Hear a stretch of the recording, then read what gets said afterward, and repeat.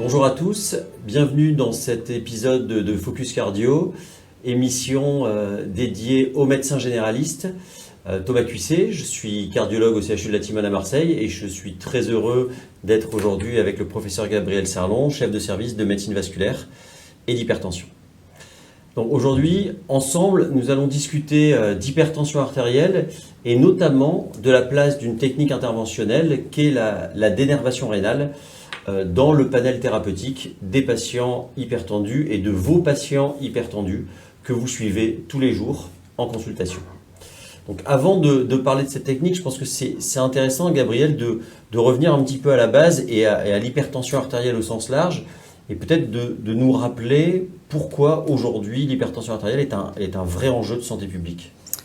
Alors c'est tout d'abord un premier message de fréquence, puisque l'hypertension artérielle, c'est le premier facteur de risque cardiovasculaire le plus fréquent dans le monde et en France. Ça représente à peu près 17 millions de Français qui sont hypertendus. À peu près 30% des Français ont une hypertension artérielle.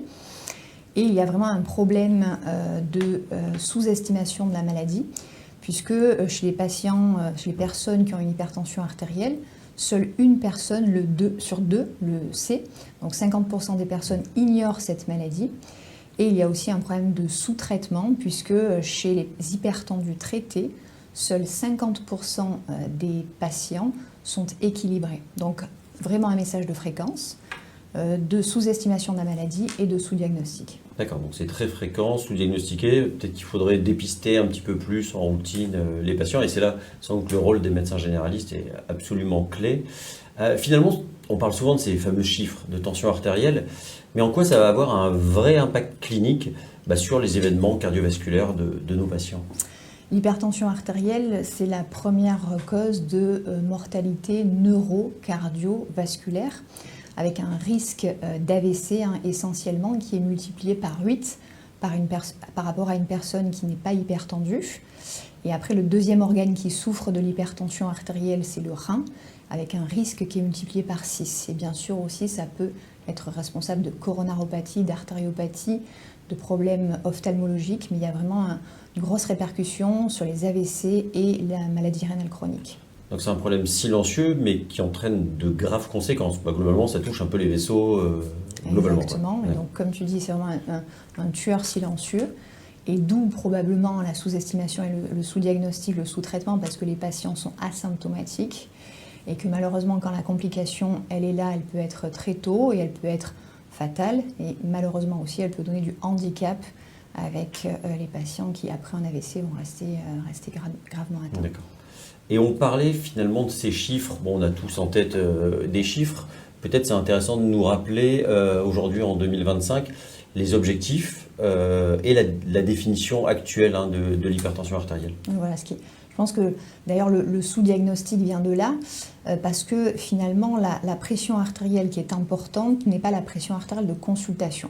Si on rappelle la définition de l'hypertension artérielle, ça va être tout d'abord bien sûr une mesure en consultation qui va être effectuée.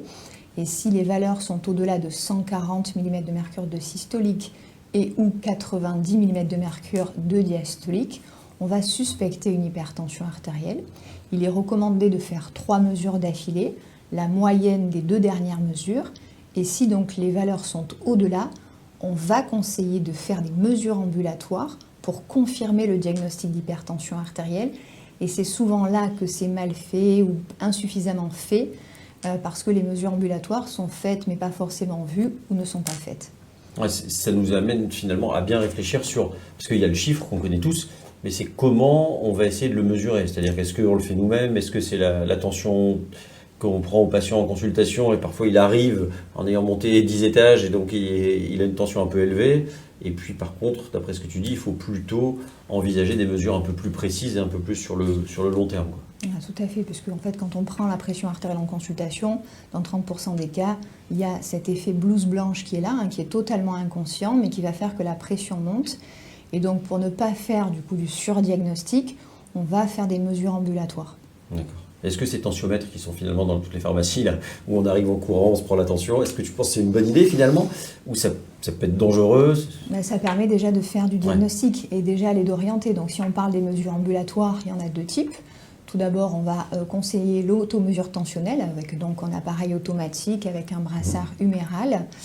Mais le patient n'en a pas forcément, donc il faut parfois le prêter ou l'acheter. Et donc, on va conseiller de faire la règle des 3, qui va être 3 mesures le matin, 3 mesures le soir, 3 fois d'affilée. Et avec cette technique, on va retenir le diagnostic d'hypertension artérielle si les valeurs sont supérieures à 135 et ou 85. D'accord. Donc, règle des 3, automesure. Puis après, il y a vraiment le gold standard, le top, mais qui est difficile à obtenir parce que c'est sur rendez-vous.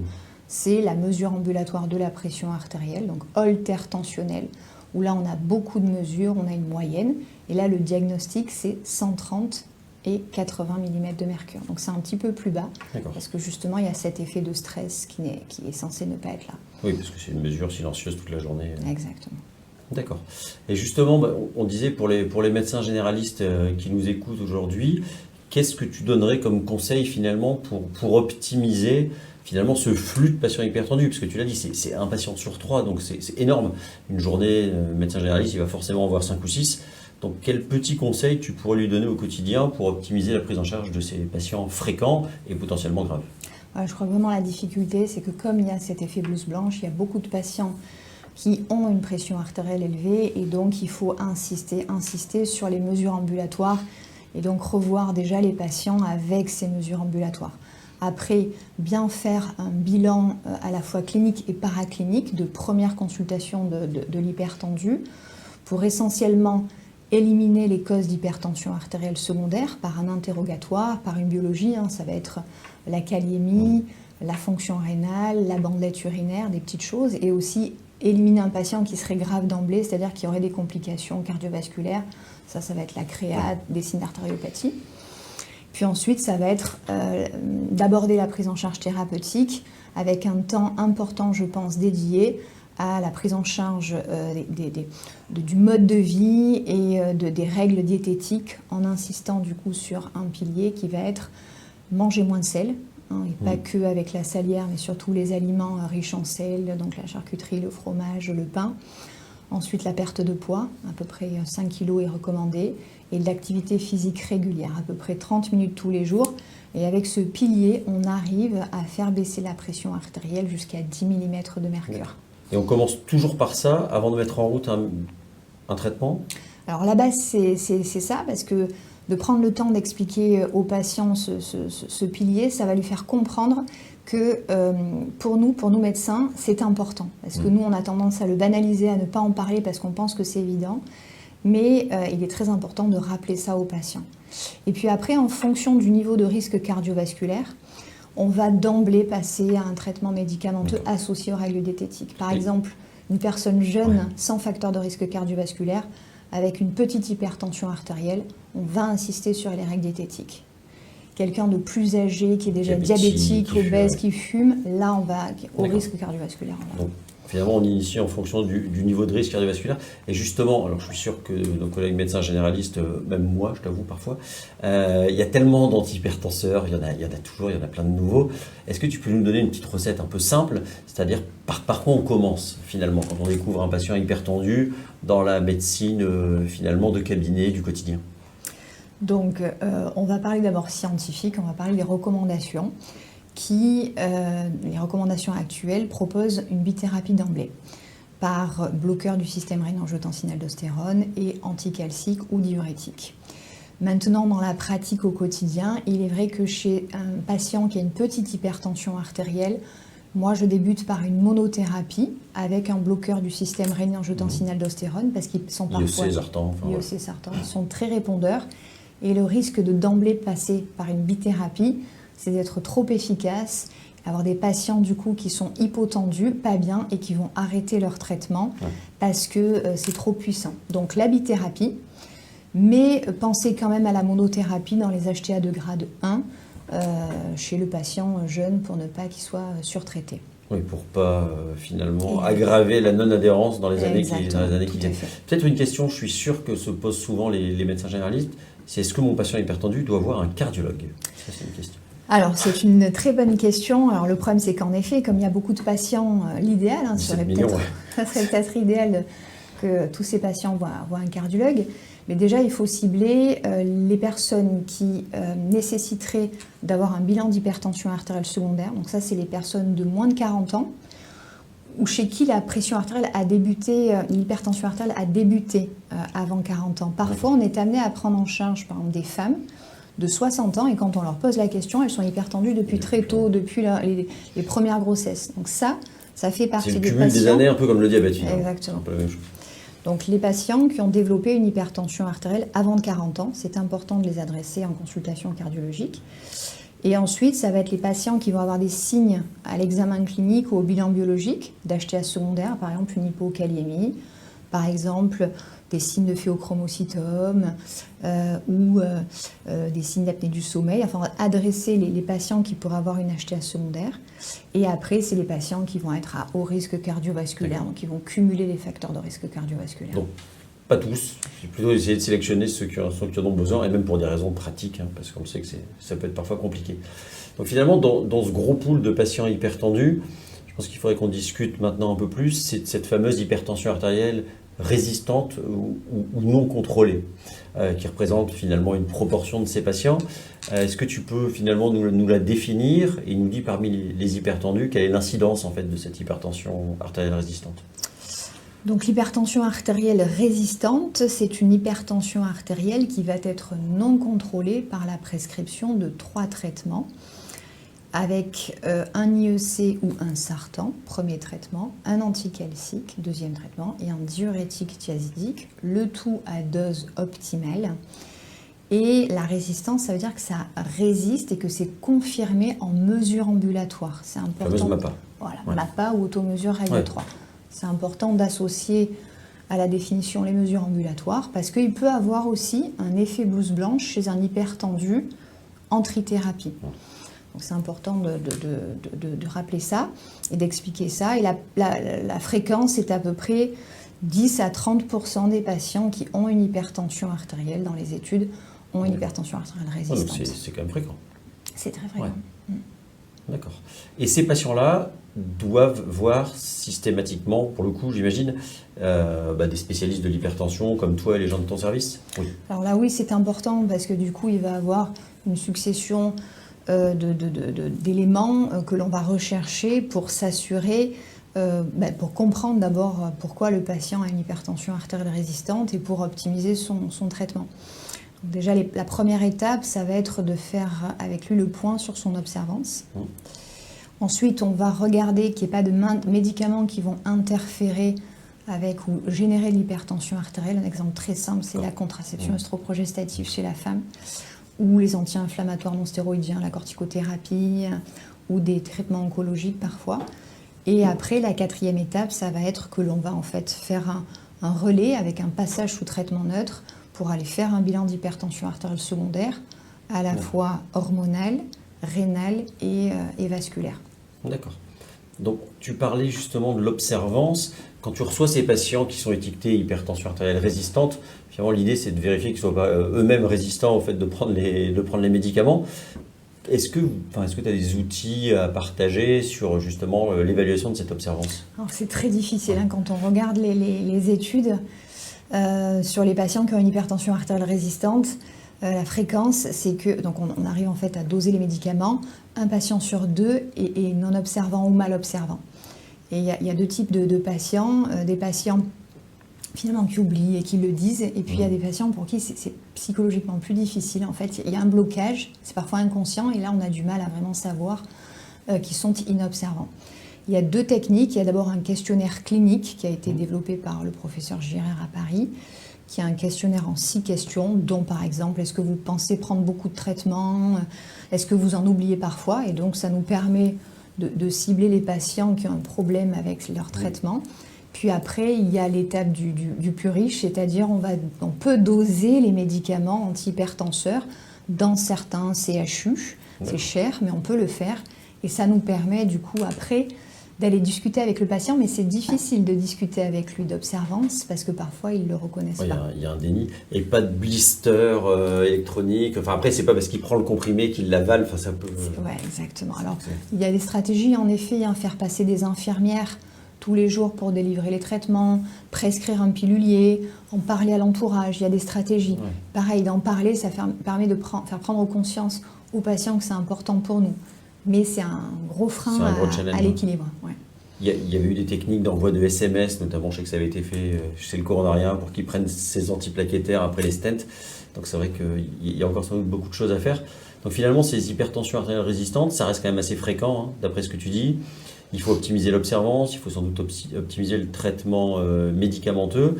Et c'est dans cette entité que se place aujourd'hui finalement cette technique interventionnelle qui s'appelle la dénervation rénale.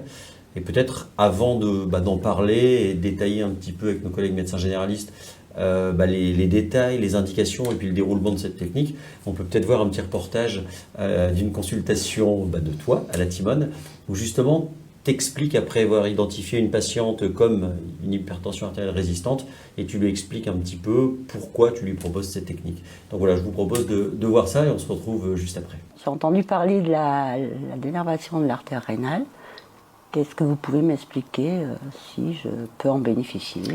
Alors c'est vrai que c'est une technique qui n'est pas possible pour tous les patients qui ont de l'hypertension artérielle, puisqu'il y en a beaucoup en France, presque un Français sur 3 a de la tension.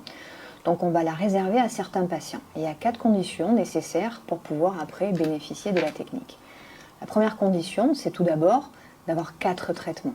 Parce qu'il faut qu'il y ait beaucoup de traitements et que malgré ces traitements, la tension artérielle résiste pour vraiment cibler les patients les plus graves, on va dire. La deuxième condition, c'est que malgré ces 4 traitements, la tension reste toujours forte. Et ça, on va le contrôler sur un holter de tension. Vous connaissez cet examen, vous l'avez déjà eu. Et donc, pour l'instant, vous avez 4 traitements et la tension reste forte sur le holter. Donc, en effet, vous pourrez bénéficier de la technique. La troisième condition, c'est de s'assurer, dans un centre expert comme est la Timone, faire des examens pour être sûr qu'il n'y ait pas une cause qui déclenche cette hypertension artérielle. Ça peut être un problème hormonal, ça peut être un problème de rein, ça peut être un problème d'artère rénale qui est pincée, ça peut être aussi un problème d'apnée du sommeil. Donc ça, on fait un bilan que vous avez eu aussi et qui est normal pour s'assurer qu'il n'y ait pas une cause qui devrait être traitée différemment qu'avec la dénervation rénale. Puis après, la quatrième étape, elle est plus, peut-on faire la technique ou pas? C'est-à-dire qu'on va regarder en scanner les artères rénales pour savoir si on va pouvoir faire la procédure ou, si jamais il y a un rétrécissement important sur cette artère, on ne pourra pas aller faire la procédure. Très bien. Et ça se passe comment? Qu'est-ce qu'on fait? Alors, c'est d'abord une procédure qui se passe au bloc opératoire. Ça se fait sous anesthésie générale pour que le patient ne bouge pas et parce que ça peut être un peu douloureux par moment. C'est pour ça que vous avez eu la consultation d'anesthésie générale et ça se pratique par un cardiologue interventionnel ou un radiologue interventionnel, que je ne suis pas. Le médecin va d'abord réaliser une ponction au niveau de l'aine et il va monter un cathéter qui va aller dans les 2 artères rénales. Et une fois qu'il est placé à cet endroit, je vais vous montrer sur ce schéma, le cathéter donc est placé au niveau des artères rénales et là, le principe de la dénervation rénale, c'est d'aller délivrer, donc ce cathéter en fait va envoyer un courant qui est une énergie thermique, c'est de la radiofréquence, c'est comme un courant électrique très faible, mais l'idée de ce courant, c'est d'aller casser la connexion qu'il y a entre les fibres, les nerfs, qui sont là représentés en orange, qui entourent l'artère rénale, et donc casser cette connexion avec l'artère rénale. Et le principe, c'est par cette déconnexion entre les cellules nerveuses et l'artère rénale va se réouvrir un petit peu. Il y a certaines hormones qui vont arrêter d'être fabriquées et ça va permettre de faire baisser la tension artérielle. C'est une procédure qui a quasiment peu d'effets secondaires. Alors on peut toujours de façon extrêmement rare aller abîmer cette artère rénale, mais c'est rarissime. Le plus fréquent, les complications les plus fréquentes, c'est ce qu'on appelle des complications au point de ponction, c'est-à-dire à l'endroit où le cardiologue va piquer l'artère, notamment chez la femme plutôt mince. on peut avoir des hématomes, des bleus à cet endroit, mais qui disparaissent après rapidement. Voilà. Et ça se passe sur les 2 artères rénales. Ok ? Est-ce que sur moi, vous pensez que ça peut marcher C'est-à-dire, est-ce que vous pensez que la tension va bien baisser grâce à la technique ? Oui. Alors, dans la littérature médicale, il y a plus de 10 000 patients qui ont bénéficié de la procédure. Il y a beaucoup de patients qui ont eu cette technique dans le monde entier. Et en moyenne, dans les études, il y a une baisse de 10 mm de mercure de la pression artérielle. Ça correspond à 1 point. Quand on arrondit en consultation et qu'on dit par exemple 15, 7, eh bien ça permet de passer de 15 à 14. Et ça, une baisse de 10 mm de mercure, quand on regarde le risque cardiovasculaire auquel ça représente, ça fait baisser de 20% les événements cardiovasculaires à 10 ans. Donc en fait, de faire baisser rien que de 10 mm de mercure, il y a un bénéfice, ça vous permet d'éviter des AVC, des infarctus, des artérites et même une mort d'origine cardiovasculaire. Donc ça, c'est la moyenne globale. 10 mm de mercure, ça correspond à peu près à l'efficacité d'un médicament. Vous en avez 4. Donc c'est vrai qu'on va peut-être pas arriver à arrêter tous les médicaments, mais au moins, l'idée c'est déjà, qu'elle soit équilibrée, et peut-être d'arriver à baisser de 1 ou de 2 cachets. Car en effet, on a du mal à cibler quels patients vont être répondeurs à cette technique. Il y en a qui ne vont pas répondre, il y en a qui ça ne va pas trop bien marcher. On va gagner 5 mm de mercure. Et à l'opposé, on a des patients qui vont pouvoir baisser leur pression artérielle de 25-30 mm de mercure, d'être des très bons répondeurs. Ça, notamment chez les patientes un peu stressées, nerveuses, comme vous l'êtes. Donc, il y a un bon espoir pour que ça marche et qu'on puisse peut-être, pas tout arrêter, mais au moins équilibrer la tension et surtout réduire le nombre de traitements, puisqu'actuellement, vous avez en tout 5 molécules réparties sous forme de 3 cachets. C'est un très beau reportage, Gabrielle, et c'est vrai que je pense que pour nos collègues médecins généralistes qui nous suivent, je pense que c'est vraiment intéressant de voir comment, d'une part, tu as identifié la bonne candidate, et ensuite comment tu lui expliques les choses, et puis vraiment en toute transparence, c'est-à-dire sur pourquoi ça marche, comment ça marche, et qu'est-ce qu'il peut y avoir comme complications. C'est vrai que je trouve que c'est un très bel exemple d'information médicale qu'il faudrait montrer beaucoup. Peut-être pour reprendre les choses, Gabrielle, je pense que ce qui est important, c'est qu'on l'a dit un petit peu, mais comment ça se passe? Qui pose l'indication? C'est-à-dire qu'entre le moment où effectivement on a cette hypertension artérielle résistante et le moment où on a décidé de faire la procédure, comme ça a l'air d'être le cas pour cette patiente, comment ça se passe? C'est quoi un peu le process? Alors, déjà la première étape, c'est d'avoir un patient qui a une hypertension artérielle résistante sous trithérapie, confirmée en mesure ambulatoire. Après, ces patients vont être adressés et avant une procédure de dénervation rénale, il faut qu'ils soient adressés en centre expert européen d'excellence en hypertension artérielle. Il y a une vingtaine de centres qui sont reconnus comme tels par la Société européenne d'hypertension artérielle en France. Et les conditions de remboursement de la technique de dénervation en France... C'est d'être screené dans ces centres. ...exige... Voilà, d'accord. Et dans la région, pour faire simple, dans la région PACA, Marseille est le centre... D'accord, c'est le centre de référence. Avec ton service, d'accord, mais c'est important. Et donc, une fois que ces patients arrivent à notre consultation, on va s'assurer de ce qu'on a dit, c'est-à-dire de l'observance, ou en tout cas rappeler l'observance, effectuer un bilan d'hypertension artérielle secondaire, passer en quadrithérapie, c'est-à-dire en rajoutant un bloqueur de l'aldostérone, parce qu'il y a souvent un profil quand même d'hyperaldostéronisme primaire, ou en tout cas une sensibilité au bloqueur de l'aldostérone. Et s'il y a encore une résistance à cette quadrithérapie, on va après parler avec le patient de la dénervation rénale.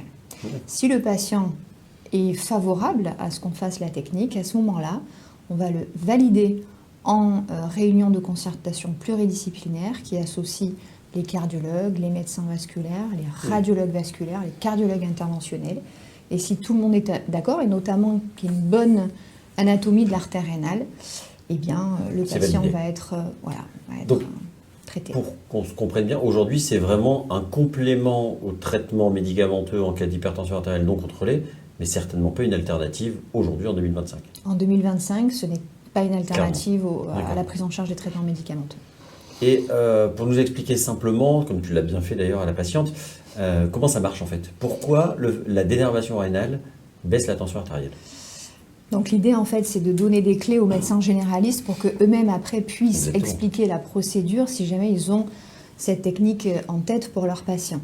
Donc je rappelle en fait qu'il y a des fibres sympathiques qui connectent les artères rénales et le cerveau. Il y a donc des fibres afférentes qui vont des reins vers le cerveau et quand elles sont stimulées, ça va entraîner une vasoconstriction, ça va entraîner une hypertrophie ventriculaire gauche, ça va entraîner un surrisque d'apnée du sommeil et donc de développer de l'hypertension artérielle. Et quand les fibres efférentes qui vont du cerveau au rein sont activées, il va y avoir une baisse du flux intrarénal, il va y avoir une augmentation de la rénine, une augmentation de la rétention hydrosodée. Et donc tous ces phénomènes, fibres afférentes, fibres efférentes, vasoconstriction, apnée du sommeil, rétention, ça va faire développer de l'hypertension artérielle. Oui. L'idée de la dénervation rénale, c'est d'aller déconnecter ces fibres sympathiques et donc de jouer sur différents volets de l'hypertension artérielle, rétention hydrosodée, vasoconstriction. D'accord, très clair. Très clair. Et dans notre spécialité, on a de la chance, hein, on est beaucoup dans ce qu'on appelle l'evidence-based medicine, c'est-à-dire qu'on base beaucoup nos pratiques sur des études. Et est-ce que tu pourrais justement nous dire sur quoi repose aujourd'hui en termes d'études? Il y en a eu beaucoup, hein, on ne va pas tout faire maintenant, mais les grandes idées des études qui justifient justement l'utilisation de la dénervation rénale. Donc pareil, pour expliquer à un patient, je pense que déjà la première étape, c'est de dire que ça fait déjà plus de 15 ans que cette procédure est développée. Donc ce n'est pas une technique qui est nouvelle, elle est testée depuis plusieurs années. Deuxième message, c'est qu'il y a un nombre important, plus de 10 000 patients qui ont été inclus à la fois dans les études, dans les registres. Donc il y a un nombre très important de patients, ce qui fait qu'on sait que la procédure, elle est sûre. C'est-à-dire qu'il n'y a pas de complications, très peu de complications. Et après, il y a l'efficacité. Et donc là, il y a des essais contrôlés, randomisés qui ont été menés avec les différentes techniques, puisqu'il peut y avoir de la radiofréquence, il peut y avoir des ultrasons, avec des différents types de patients, des patients qui étaient sans traitement ou des patients qui étaient sous traitement avec de l'hypertension artérielle non contrôlée. C'est des patients pour qui le bras contrôle est allé assez loin, puisqu'on a fait des procédures qu'on appelle sham, c'est-à-dire que les patients étaient endormis, on leur a fait croire qu'ils avaient la procédure pour aller jusqu'au bout en fait. Pour pas avoir l'effet finalement placebo. Voilà. Donc on est allé quand même jusqu'au bout du bras contrôle. Et donc quand on analyse ces différentes études, on a une réduction de la pression artérielle en consultation qui est de l'ordre de 10 à 15 mm de mercure et en mesure ambulatoire de la pression artérielle entre 5 à 10 mm de mercure. Et on a en fait un effet qui dure dans le temps puisqu'on a des études qui vont maintenant jusqu'à plus de 3 ans en termes d'efficacité. Et on sait que cette réduction de 10 mm, c'est juste un chiffre, mais on sait que c'est relié dans les registres à une vraie réduction du risque de complications cardiovasculaires liées à l'hypertension. Juste ces 10 mm de mercure dont tu parles. C'est exactement, voilà, on a l'impression que 10 mm, c'est pas grand-chose. Et quand on reprend en fait des études qui se sont intéressées à la baisse tensionnelle, alors ce n'est pas des études avec la dénervation, mais qui ont corrélé la baisse tensionnelle avec les événements cardiovasculaires, on sait qu'une baisse de 10 mm de mercure, ça fait baisser de 20% les événements cardiovasculaires. Donc c'est très important. Donc on a un besoin clinique, tu nous l'as bien dit, c'est l'hypertension résistante. On a des études qui nous montrent que c'est sûr et efficace. Donc à la lumière de tout ça, on en est où en France aujourd'hui en 2025 et à qui on propose dans ton service la procédure de dénervation rénale? Alors si donc la première étape, c'est si on colle au remboursement, évidemment, aux indications de remboursement en France. Donc il y a une technique qui a le remboursement en France, qui donc est une sonde de radiofréquence. Et les indications sont en hypertension artérielle, sous quadrithérapie, après mesure ambulatoire, sans hypertension artérielle secondaire, après avoir été validée dans un centre expert en hypertension artérielle. Quadrithérapie, c'est-à-dire avec l'ajout de l'anti-aldostérone. Exactement. Voilà. Donc ça, c'est actuellement les conditions de remboursement. Après, les patients aussi peuvent être inclus dans des registres, mais voilà, pour le remboursement, c'est dans cette indication. D'accord. Et est-ce que parce qu'on sait que parfois la France aime bien se démarquer, ça peut nous arriver, est-ce que les indications sont homogènes? C'est-à-dire que, parce qu'on a tous un peu les mêmes études, hein, on lit tous les mêmes études, et est-ce que les recommandations dans les différents pays européens ou nord-américains, est-ce que l'utilisation de cette technique chez l'hypertendu est à peu près la même que le remboursement dont tu viens de nous parler en France? Alors en effet, nous on fait toujours différent en France, et quand on regarde que ce soit les recommandations récentes, nationales d'ailleurs, européennes et américaines, tout le monde s'accorde pour élargir les indications de réalisation de la technique. Donc déjà, tous les experts s'accordent sur le fait que la trithérapie suffit et non pas la quadrithérapie. Ça, c'est la première étape. De plus en plus, la technique est proposée et va probablement aussi être proposée en France aux patients qui sont intolérants. Donc on voit des patients en fait qui ont des intolérances multiples à de nombreux traitements, et aux patients qui sont inobservants, pour leur permettre du coup d'avoir quand même un contrôle de la pression artérielle et éviter d'avoir des complications cardiovasculaires. D'accord. Donc ça, on risque d'évoluer un peu vers ces indications-là chez nous. J'espère qu'on aura la chance d'évoluer vers ces indications. D'accord, c'est très clair. Et finalement, en pratique, par exemple, cette patiente, une fois que l'indication est validée, je pense que c'est intéressant aussi, comme tu l'as dit, parce que les médecins généralistes, quand ils parlent d'une technique à leurs patients, il y a une vraie plus-value à être capable de leur expliquer, grosso modo, comment ça se passe. Comment tu pourrais résumer un peu la procédure, finalement, de dénervation rénale? Donc pareil, pour que les médecins généralistes puissent donner quelques petites clés en fait à leurs patients avant de nous les adresser. Il faut donc leur expliquer que ça va être une ponction fémorale, artérielle, que le patient est sous anesthésie générale, non pas par gravité de la procédure, mais par confort du patient, parce que ça peut être un peu douloureux au moment où on fait la technique de dénervation. Donc les patients sont endormis et ça va durer maximum 1 heure si la procédure est faite si la procédure est simple.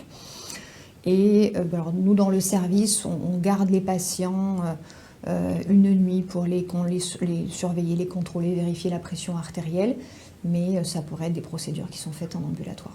D'accord, donc c'est hospitalisation très courte, anesthésie générale relativement courte, de 30 à 45 minutes, et un geste qu'on fait via l'artère fémorale. Je pense que c'est bien de l'expliquer, c'est bien aussi de le voir. Donc peut-être que c'est l'occasion d'aller voir le deuxième reportage qui cette fois va être beaucoup plus focalisé sur la procédure en elle-même. Voilà, on se retrouve tout de suite après. Donc on va commencer par une ponction fémorale artérielle, toujours éco-guidée pour limiter les risques de complications vasculaires. À partir de là, on va pouvoir mettre l'introducteur artériel fémoral qui nous permettra d'aller monter les sondes jusqu'aux artères rénales. Est-ce qu'on peut faire l'héparine et l'aspirine du coup? Donc une fois que la ponction fémorale est faite, la première étape c'est d'aller cathétériser les artères rénales. Donc c'est sous scopie évidemment. Et il faut aller localiser là et là. Parfait. On va faire le Risordan. Donc la première étape c'est de faire, une fois cathétérisé, faire une angiographie sélective de l'artère rénale. Donc ici on a l'artère rénale gauche. Et on va se staurer l'image. Une fois que le guide est mis en place, on va pouvoir amener le cathéter de dénervation rénale. C'est un cathéter de radiofréquence. C'est Medtronic qui nous commercialise ça. On le met sur le guide et on va pouvoir aller l'amener jusqu'au niveau des artères rénales le plus distal possible. Donc là on voit les 4 marqueurs, les 4 applicateurs de radiofréquence qui arrivent. On va pouvoir se positionner au niveau de l'artère rénale, on va vérifier notre position, pouvoir aller un chouïa plus loin. Et là on va pouvoir, une fois qu'on est en place, commencer les applications. Donc chaque application dure 1 minute. Il y a 4 électrodes de radiofréquence qui marchent simultanément. Chaque électrode a un contact avec la paroi artérielle et l'application doit durer minimum 45 secondes pour être considérée comme efficace. Et la durée limite, c'est 1 minute. Donc on entend le générateur qui tire. Voilà, on a fini la première application. Donc on va aller retirer un petit peu le cathéter pour le mettre un peu plus loin et continuer à compléter les applications sur l'intégralité du vaisseau. Là on va pouvoir, à mon avis, relancer l'application, on est bien. Hein. Là on va pouvoir refaire encore un run. Mais là c'est une zone que j'avais déjà eue, donc là je tape plusieurs fois au même endroit. Là je suis en train de... Là je pense que j'ai fait toute la rénale gauche. Hein. Mais ce qu'on a vu sur le scanner, elle n'était pas si grosse que ça, donc on savait qu'à gauche, on n'allait pas faire beaucoup d'applications. Une fois que l'artère rénale est cathétérisée, on va pouvoir faire pareil que tout à l'heure, une image de référence.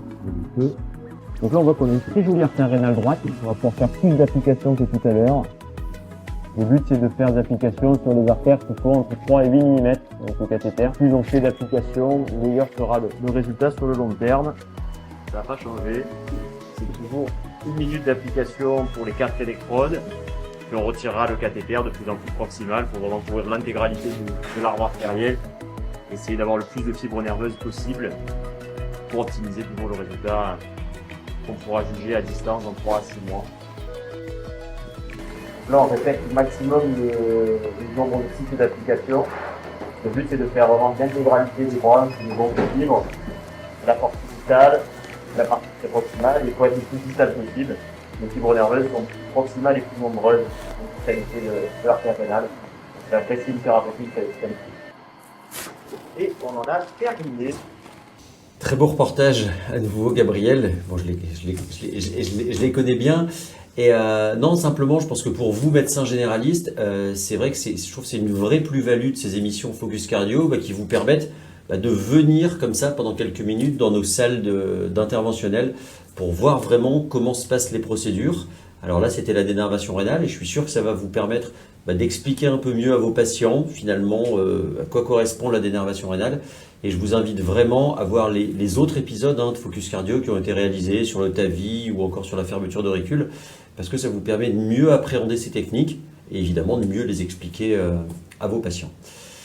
Gabriel, donc là on se place, on va dire, juste après la procédure. On a vu qu'évidemment le médecin généraliste est clé dans le dépistage, l'identification des bons candidats, et il sera clé évidemment dans le suivi. Mais comment ça se passe, on va dire, de façon un petit peu plus spécifique dans ton service, et comment se fait l'interaction avec le médecin généraliste pour le suivi de ces patients qui bénéficient d'une dénervation rénale? Alors il est vrai qu'il n'y a pas de recommandation officielle sur le suivi. Donc nous, à viser à la fois de preuve de l'efficacité et aussi scientifique, puisque forcément, en fait, on collige un petit peu tous les patients qui sont dénervés.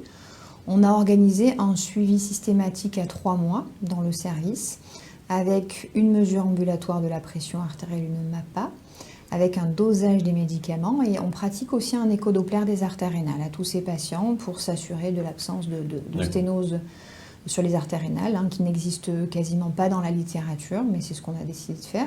On fait la même chose à 6 mois et à 1 an. Et ensuite, on a tendance à reconfier le patient au cardiologue traitant qui nous l'a adressé. Le médecin traitant, dans toute cette période et après, est très important, puisque c'est lui qui va faire aussi le lien entre les spécialistes avec le patient et qui va nous aider aussi à adapter les traitements, puisque l'idée aussi, c'est d'arriver à baisser les traitements. Et comme les patients ne vont pas être suivis par nous toutes les semaines au début, c'est pas possible. Donc le médecin traitant a vraiment une place à avoir sur ces premiers mois. C'est la question qu'on a souvent justement de votre part, de la part des médecins généralistes, c'est de savoir si après une dénervation rénale, on va pouvoir baisser les traitements, ou s'il va falloir garder finalement ceinture et bretelles pour l'hypertension, ou si le fait de faire la dénervation rénale va permettre d'alléger un peu le traitement médicamenteux. Alors les données, elles sont assez variées. D'être sûr de baisser les traitements, ça, ce n'est pas possible. En moyenne, on a vu qu'il y a une réduction de 10 mm de mercure. Donc déjà, le but, c'est d'équilibrer le patient, qu'il ait une pression artérielle équilibrée avec sa thérapeutique. Mais bien sûr, après, l'idéal, c'est de pouvoir essayer de baisser 1, 2, ou pourquoi pas arrêter aussi les médicaments. Et justement, est-ce que, c'est une question importante, est-ce que tous les patients répondent de la même manière à la dénervation rénale? Parce que tu parles est-ce que c'est 10,0 mm de mercure pour tous les patients?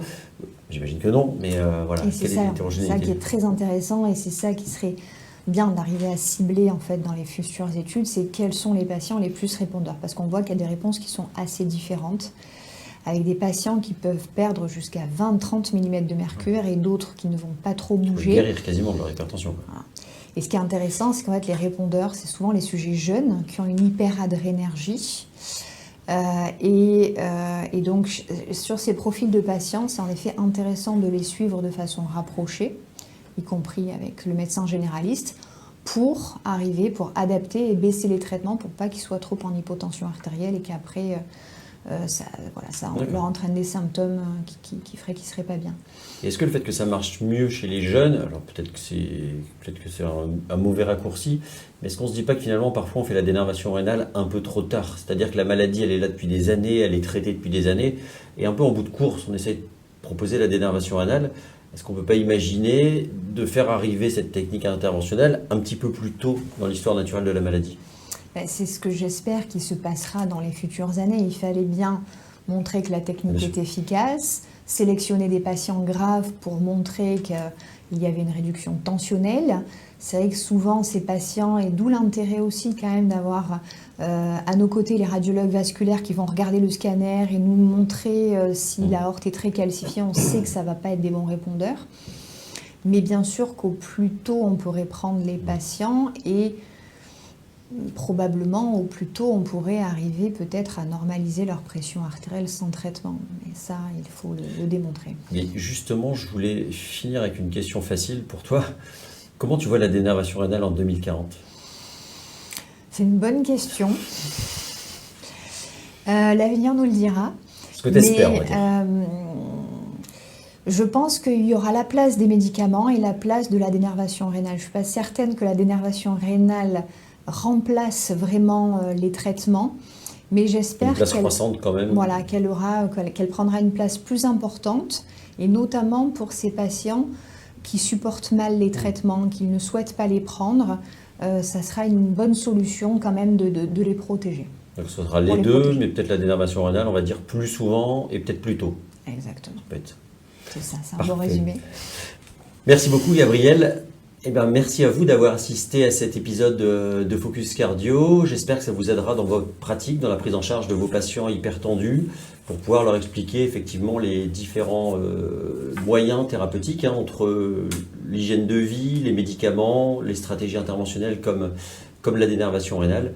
Et je vous invite vraiment à vous construire un réseau de soins autour de vous et de vous rapprocher des cardiologues, des centres d'excellence pour pouvoir proposer la meilleure option à ces patients. Donc, à nouveau, un grand merci d'avoir participé à l'émission Focus Cardio. Nous vous invitons à nous suivre sur les réseaux sociaux, Facebook, Instagram, LinkedIn et évidemment également aussi à visionner les autres épisodes de Focus Cardio.